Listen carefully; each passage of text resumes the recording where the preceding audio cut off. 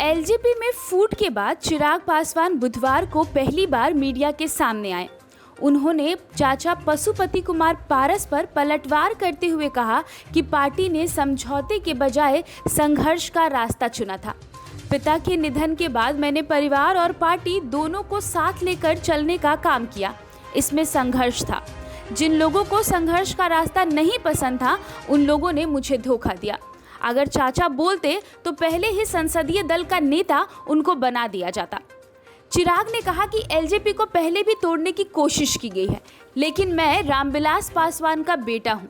शेर का बेटा बिल्कुल शेर की तरह लड़ेगा। हमारी पार्टी पापा की सोच के साथ और भी मजबूती के साथ आगे बढ़ेगी। चिराग पासवान ने इस प्रेस कॉन्फ्रेंस में कई अहम बातें बताई। उन्होंने बताया कि ये लड़ाई अब लीगल काफी लंबी चलने वाली है। साथ ही उन्होंने कई सिद्धांतों को लेकर के भी इस प्रेस कॉन्फ्रेंस में अपने पक्ष को रखा।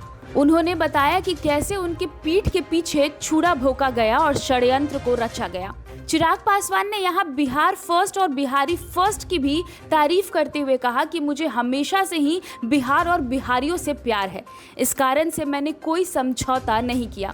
चुनाव के दरमियान भी मैं अकेले ही वहाँ लड़ा हूँ और मुझे बिल्कुल डर नहीं लगा। निरंतर एक लंबे समय से एक बात स्पष्ट थी कि पार्टी में कुछ लोग जो संघर्ष के रास्ते पर चलने के लिए तैयार नहीं थे, जो चाहते थे कि भैया हम लोग कंफर्टेबल पॉलिटिक्स में रहें, कि चलिए जो हो रहा है ठीक है, होता रहे, ऐसे ही गठबंधन है, ठीक गठबंधन है, लड़ेंगे जीतेंगे। और हकीकत है, मैं इस बात को मैं झुठला नहीं रहा हूँ कि अगर जनता दल यूनाइटेड, लोक जनशक्ति पार्टी, भारतीय जनता पार्टी, तीनों दल अगर साथ मिलकर बिहार में विधानसभा का चुनाव लड़ते तो हम लोग का एक तरफा जिस तरीके से लोकसभा में हम लोग 40 में से 39 सीटें हम लोग जीते, विधानसभा में भी हम लोग का परिणाम उसी तरीके से आता। पर उसके लिए मुझे नतमस्तक होना पड़ता मौजूदा मुख्यमंत्री नीतीश कुमार जी के सामने। उसके लिए मुझे समझौता करना पड़ता अपनी नीतियों से।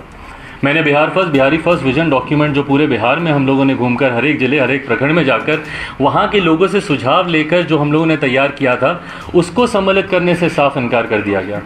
किसी भी गठबंधन में एक नॉर्मल प्रैक्टिस रहा है कि आप कॉमन मिनिमम प्रोग्राम आप ड्राफ्ट करते हैं, साझा न्यूनतम कार्यक्रम के हिसाब से सरकार चलती है। और मेरा भरोसा नहीं था कि भैया आपका साथ निश्चय बिहार में विकास कर सकता है। और मुझे लगता है कि हर वो व्यक्ति जिसको बिहार से प्यार है, बिहारियों से प्यार है, बिहार के युवाओं से प्यार है, अपने समाज से प्यार है, हर वर्ग के समाज से प्यार है, जो व्यक्ति बिहार से प्यार करता हो वो शायद अपनी बातों को इतनी प्रमुखता से रखता है जितनी प्रमुखता से मैंने रखा। और उसके सामने ना मैं झुका, ना मैंने किसी तरीके का मैंने समझौता किया। चिराग पासवान ने आगे ये भी कहा कि जो लोग मुझे अध्यक्ष और संसदीय दल के नेता के पद से हटाने की बात कर रहे हैं, उन्हें पार्टी का संविधान पढ़ना चाहिए और संविधान के बारे में जानना चाहिए।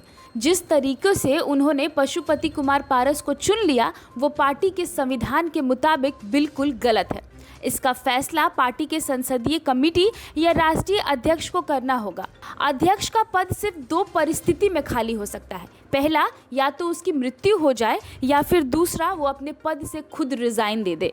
आने वाले दिनों में ये लड़ाई कानूनन काफी लंबी चलने वाली है, ये तो तय है। उधर चिराग के समर्थकों ने बुधवार को पशुपति कुमार पारस के सरकारी आवास पर जमकर हल्ला बोल किया और प्रदर्शन किया। दूसरी ओर चिराग के सरकारी आवास पर पुलिस के द्वारा सुरक्षा को बढ़ा दिया गया है। इधर देर शाम चिराग पासवान ने राजू तिवारी को एलजेपी का बिहार प्रदेश अध्यक्ष बना दिया है। आपको बता दें कि बीते रविवार शाम से ही पार्टी में कलह शुरू हो गई थी, जिसके बाद चाचा भतीजा आमने सामने खड़े हो गए। सोमवार को चिराग पासवान को छोड़कर बाकी 5 सांसदों ने संसदीय बोर्ड की बैठक की और हाजीपुर के सांसद पशुपति कुमार पारस को संसदीय बोर्ड का नया अध्यक्ष चुन लिया। इसको लेकर चिराग पासवान भी अब एक्शन में आ गए हैं। ऐसे में देखना होगा कि इस पूरे मामले में जीत किसकी होती है, चाचा की या फिर भतीजे की।